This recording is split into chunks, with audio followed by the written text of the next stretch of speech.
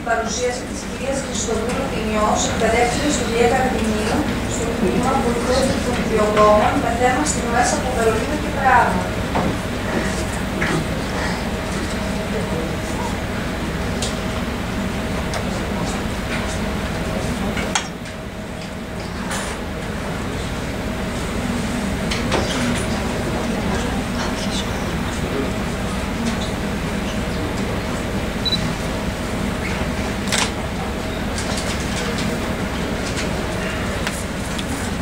Καλησπέρα σας και από μένα.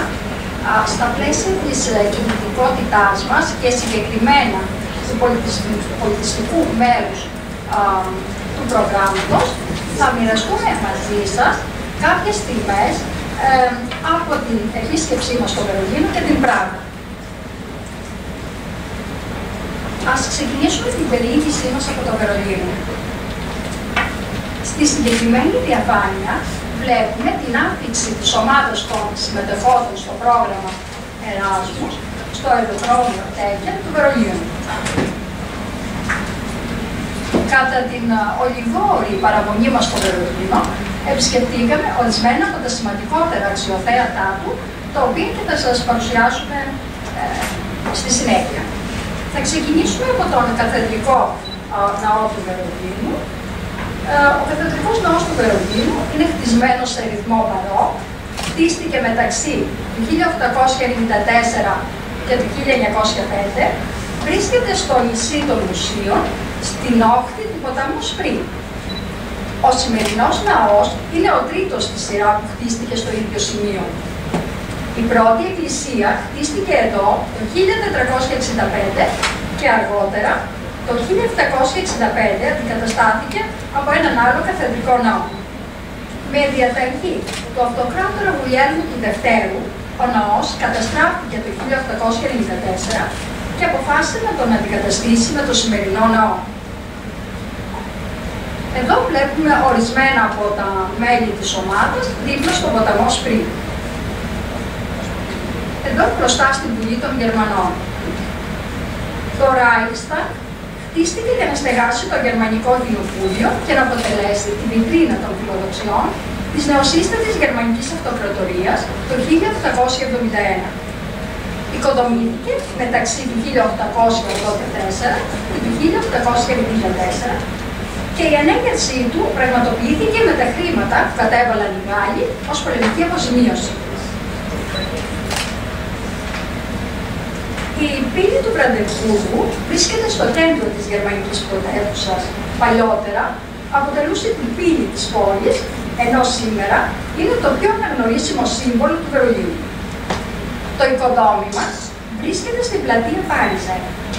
Η πύλη είναι άρρηκτα συνδεδεμένη με πολλά σημαντικά γεγονότα της ιστορίας της Γερμανίας, αλλά και της παγκόσμιας ιστορίας, ιδιαίτερα του 20ου αιώνα. Η στήλη της νίκης που βλέπουμε στη συγκεκριμένη διαφάνεια είναι ένα σημαντικό μνημείο του Βερολίνου, το οποίο σχεδιάστηκε από τον Χένρικ Στράκ. Η στήλη αυτή κατασκευάστηκε σε ανάμνηση της νίκης στον Προσοδανικό πόλεμο του 1864. Ύστερα από τους πολέμους της Γερμανίας με την Αυστρία και την Γαλλία, στην κορυφή της προσθέθηκε ένα επίπισο άγαλμα του Ντράκερ. Αρχικά, η στήλη της νίκης βρισκόταν μπροστά από το Reichstag, αλλά το 1938 μεταφέρθηκε στη σημερινή της θέση.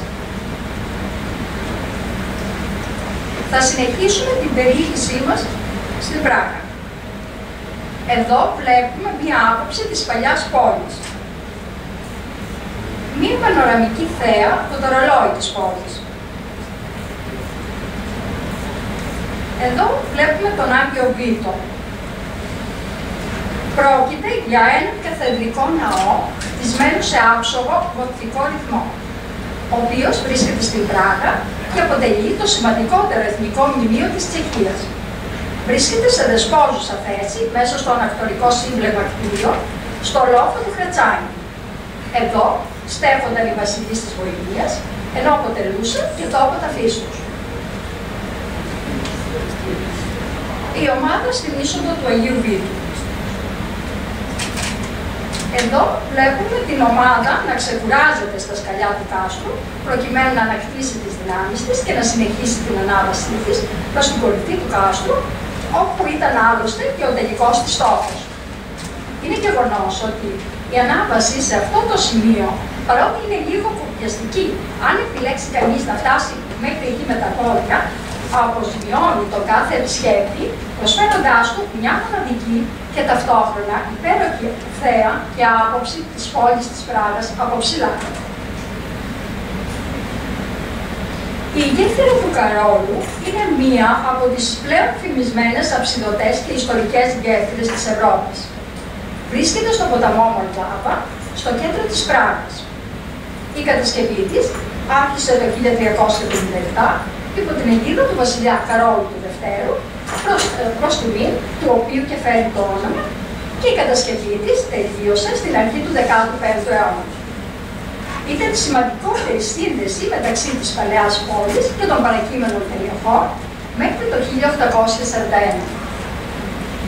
Επίσης, η κτιστή αυτή γέφυρα κατέστησε την Πράγα σημαντικό κόμβο στον εμπορικό δρόμο μεταξύ της Ανατολικής και της Δυτικής Ευρώπης.